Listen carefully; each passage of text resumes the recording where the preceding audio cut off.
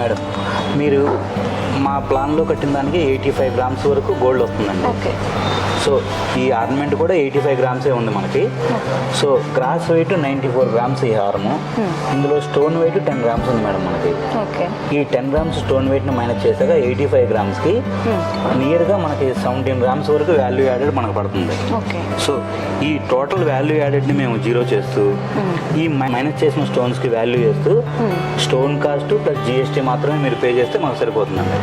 So ఓవరాల్గా 17 grams మేము zero value చేస్తూ మీకు ఆర్నమెంట్ని అందిస్తున్నామండి.